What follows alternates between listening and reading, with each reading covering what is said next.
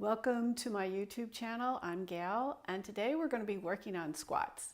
So squats are something you could do, everyone could do when they were a kid, but a lot of people can't really do them so well anymore because we're not getting down on the floor and standing up from the floor. So we just go from standing to seated in a chair or in the car or at our desk. So it's important to get down on the floor, get some mobility in your hips and your ankles and your calves. It really affects your gait, which will affect your back. So squats are so important for you, and they're so really natural. It's like coming back to your own true nature. So for this video, it would be helpful to have a rolled up blanket or towel, some books or a block, some Yoga TuneUp balls or tennis balls tied up in a sock. And we're going to work on ankle mobility, opening up the calves, working on the shins, and preparing our legs and hips so that when we squat, it's a little bit easier. So let's just start. Crossing your left ankle above your right knee. Thread your right fingers between your left toes. So you can get all the way to the base of your toes and the base of your fingers. And then just start to gently rotate your ankle. Going nice and slowly. So you point your toes and you can give a little extra stretch as you roll to the inside. Then you flex your toes as you roll to the outside. And just be patient with this, going slowly so you can really feel the full range of motion and giving a little assist with your hands without trying to force anything. Reverse the direction of your circles. So we're inverting the foot and everting the foot, as well as rolling through the ankle joint. You might hear few little cracks and pops and little noises. And now you can gently twist your foot. So I'm just going to take the hand that's threaded between the toes and gently twist the foot. So you can hold your ankle, you can hold the midsection of the foot to get more into the front of the foot, then spread your fingers, release the toes, and we'll do the same thing with the other side. So thread your fingers in between the toes, see if you can get them way down close to the base of the fingers and the toes, and slow circles. Inverting, everting, going slowly, and just being curious to feel the sensations in your ankle. And notice as you continue to roll the ankle if it starts to smooth out a little bit. You can use a little assist with your fingers to stretch out the toes.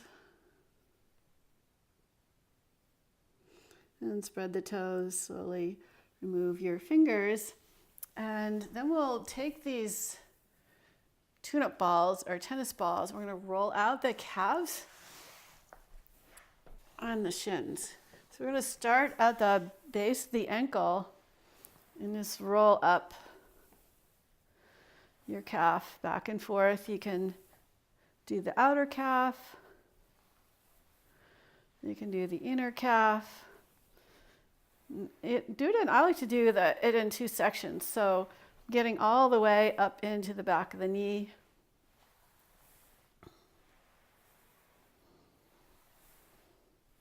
As well up into the base of the ankle.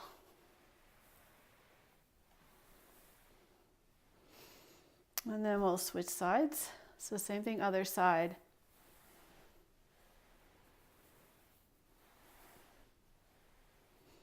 Make sure you do spend some time right at the very base of your ankle.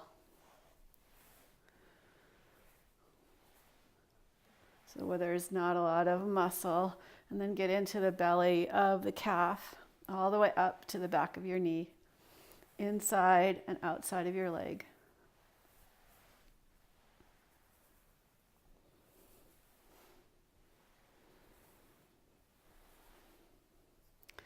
This actually feels pretty good. You might find some tender spots, especially initially, but if you continue to do this, on a more regular basis, it'll feel better and better. Now we're going to roll out the shins, the front of the lower leg. And so this one, you can, if you put the ball in the right spot, you can roll all the way from your knee to your toes. So you might just have to experiment with where to start. And again, you can internally and externally rotate your legs to get more in the inner and the outer section of your lower leg.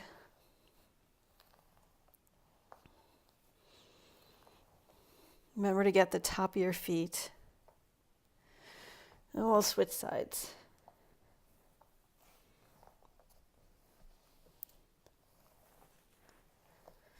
Just going back and forth.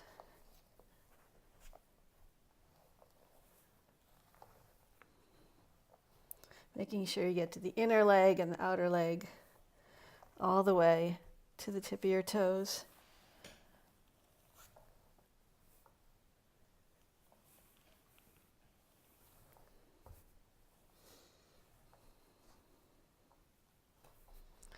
And now we'll take our rolled up blanket or towel, and you can make it a thinner roll than this. This is a pretty thick roll, so you can always roll it a little thinner. I like to roll mine nice and tightly. And then really open up the back of your knees by coming way forward, so you're almost kind of straightening out the legs a little bit, and then tuck the blanket in there and sit back. And you can lean forward and back. When you lean back, you're putting more weight, more pressure into this stretch. So for some people, this might feel quite intense. You don't want to get to a place where your body's just holding tension. You want to just kind of come in and out of this. And you can take the blanket and move it just a teeny bit. Like, I'm talking like half an inch, but it will feel like it's gone way down on your legs. Again, you can just kind of rock back and forth. And just keep bringing the blanket a little bit lower after we've rocked back and forth. Now you can sit back here and hold it here if you want. Or you can, kind of vary between coming in and out, staying back a little bit, and bring it down into the ankle area. So you want to go from as high up into the back of your knee as you can, and then all the way down into the ankles. And you could rock a little bit, side to side, just little teeny rocks. Just experiment. But now that we'll come off that blanket and let's come into child's pose. So sit back on your heels, stretch forward. And you can even hold the sides of your mat and stretch your hands forward to really stretch out your whole back, especially the low back for me, maybe for you too. You can bring your knees wider. You can bring them closer together. So again, experiment. Really pay attention to your breath. Feeling the whole rib cage move in the front body, the back body. Now let's just see what a squat feels like. So we're going to do a few more things, but let's just see if you can come into a squat with your knees a little wider, like your knees are tracking more toward the outside edge of your foot to keep the arch lifted. You can bring your elbows to the inside of your knees and press outward. And try and keep a lift from your tailbone all the way up through the crown of your head.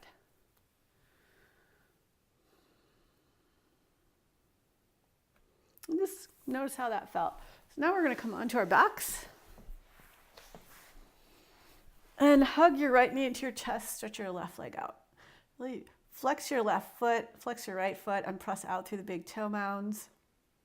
And you can gently pull your right knee in a little closer to your chest, maybe on the outside of your ribs, like you're aiming your knee for your armpit.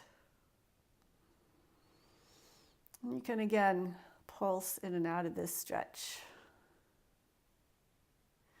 And we'll switch sides. So you can always do this on your own and spend a little bit longer time.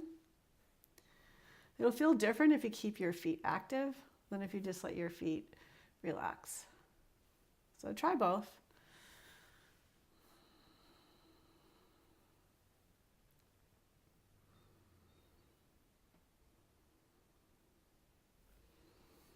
And release your feet. Here's where you want your block or a book or something, and lift your hips up off the floor. If you can, place the block on the second highest height. You could always place it on a lower height if that's not comfortable. And you don't want the block up into your vertebrae. You want it just on the sacrum, just below your waist. Stretch your left leg out and hug your right knee in. So this is going to give you more of a stretch in your hip flexor on the straight leg. And as you pull your knee in, you might feel your back leg lift up. You could circle your ankles here. Point your toes and then see if you can just let that bottom leg relax a little bit more and just kind of pull your knee in and out a little bit.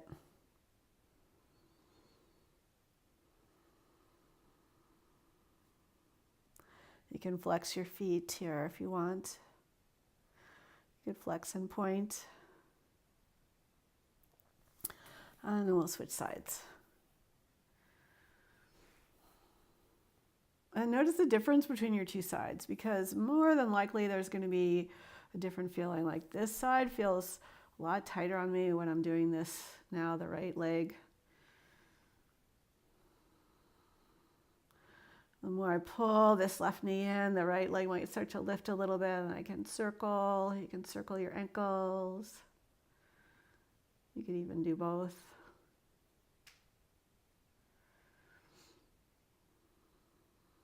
And then relax, seeing if that leg will release toward the floor a little bit more. Now release your legs, lift your hips, move the block out of the way, lower your hips down, and come into happy baby. So you may not be able to reach your feet without everything rounding up. So you can always hold lower down. It's nice actually to start with your hands or your arms on the back of your thighs and just snuggle those thighs in towards your ribs as much as you can. You can even flex your feet here. And you can bring your feet in, circle the ankles. And then we're going to come up to standing and practice a little squatting. So you might be able to rock all the way up to standing. And there's a couple ways of coming into your squat, depending on your flexibility. So one way is to start with your weight way back into your heels, reach your arms forward, and just from standing, send your hips back. And then you'll get to a certain point where you just need to bend the knees, and I'm lowering the hips. So the hips are lowering down rather than the knees trying to lower down. And you can come back up from that, keeping the weight way back and coming up. The second way is to start with the knees bending forward and then bring the hips back. But ultimately, the hips are going to lead the way. I think the problem for some people is they keep letting their knees go forward. So keeping the hips back can be helpful. And I tried to show you kind of the extreme between hips way back or the knees forward. But you need to just focus on those two things and then just find what's the easiest for you. Another nice thing to do is you can place your hand on the floor and lift your hips up and lower them down. You can always use something underneath your heels if your hips won't quite get down enough. You could even have something behind you to kind of hold you up a little bit. But just practice this. I forgot to mention too that if your feet are wider apart, it's generally easier for most people to squat. So feet together or close together is a lot harder. This is hard for me not to fall back. Feet wider apart and turned out is a little bit easier until you get to a certain point where the feet wider is actually more challenging. So make sure that you don't force yourself into something that you're just not ready for. Take your time, work on these gentle stretches, squat daily, at least once or twice a day. You definitely have time for that. It's just remembering to do it. And as you get into it more, it's going to be a lot easier, and you might notice that it starts to resolve some back pain or makes walking a little bit easier. So if you have any questions, you can ask in the comments below. Thank you for watching this video. Please like it, subscribe to my channel, tell your friends, and hope you have a wonderful day. Namaste.